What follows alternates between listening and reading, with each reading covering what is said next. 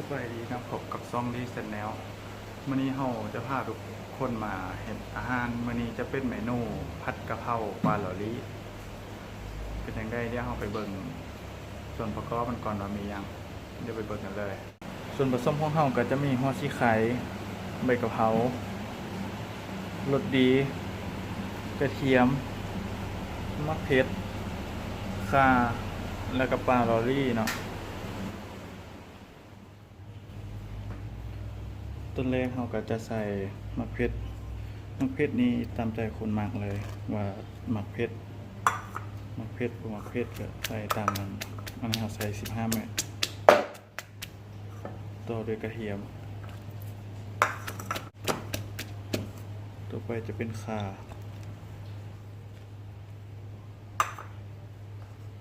หัวชีไข่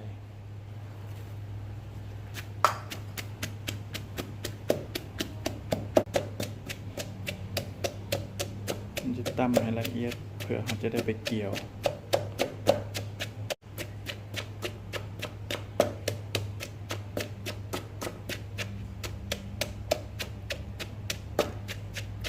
เมื่อตำเครื่องแล้วเราจะไปเกี่ยวกันเลยเนาะหลังจากที่เราตำเครื่องแล้วเราจะมาเกี่ยวในการเกี่ยวเราจะใส่ไฟอ่อนๆพอประมาณใส่น้ำมันพืช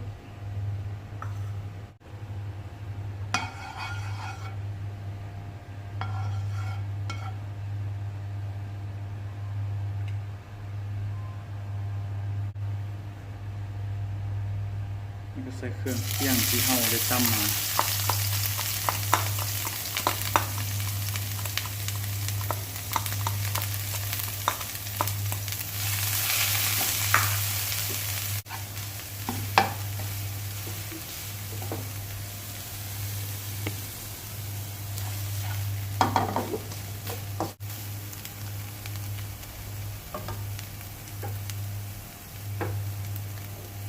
เกี่ยวเครื่องจนหอมแล้วเราจะใส่ปลาหลอลี่เลยลงไปเลย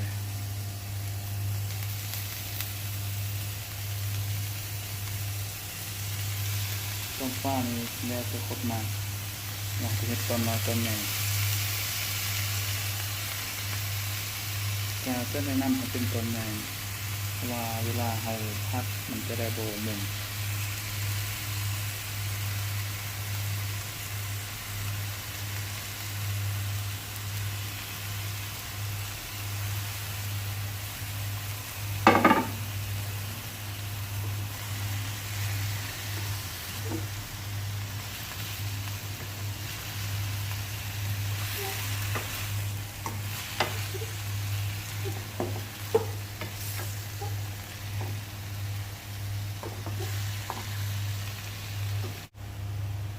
มันจะไม่ค่อยข้นกันเลย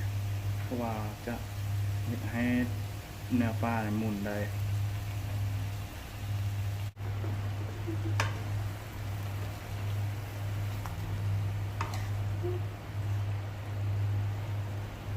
เมื่อเนื้อปลาเปลี่ยนสีเป็นสีขาวเหลืองมันจะได้ใส่รสดีลงเพื่อเพิ่มรสชาติกุ้งหัวจะบริสุทธิ์ง่ายเพราะว่ามันจะมีรสชาติเข้มได้แล้วในเนื้อปลา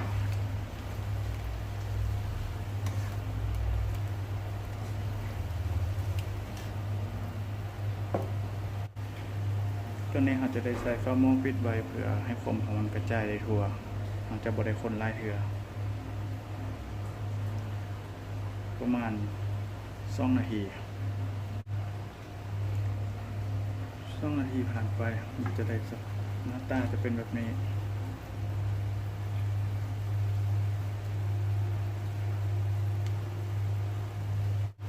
จากนี้เราจะได้ใส่ซอสห้อยเลยนะ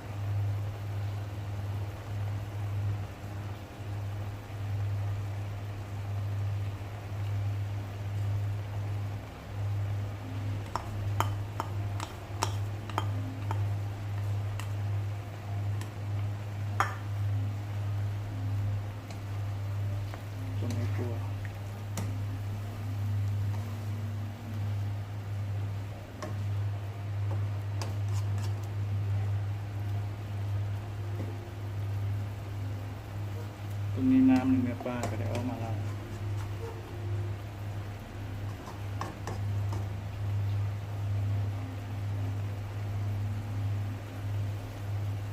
สุดท้ายเราจะได้ใส่ใบกะเพรา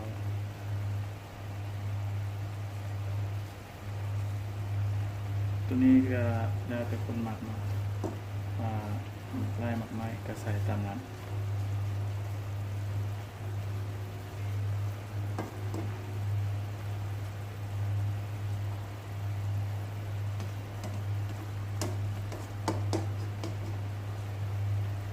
จากนั้นเราจะปิดฝาหม้อไว้อีกประมาณ2 นาทีคือเก่าเพื่อจะได้ให้รสชาติมันเข้ากันได้ดีโดยเราบ่ต้องคนหลาย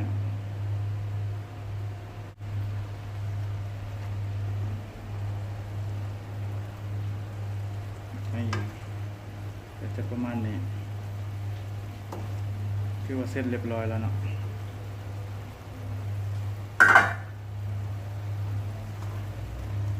ผัดกะเพราปลาลอรี่ของเราก็เรียบร้อยแล้วแล้วกันนี้ก็คือหน้าตาของผัดกะเพราปลาลอรี่ของพวกเราเนาะเดี๋ยวเป็นอย่างไรทุกคนทุกคนลองไปเฮ็ดกินบ้างเนาะว่าที่แซ่บบ่ฝากเด้อจังได๋ก็อย่าลืมกดไลค์กดติดตามช่องดีเสร็จแนวเด้อว่าเป็นอย่างไรเดี๋ยวในคลิปต่อไปเราจะพากันเฮ็ดหยังบ๊ายบาย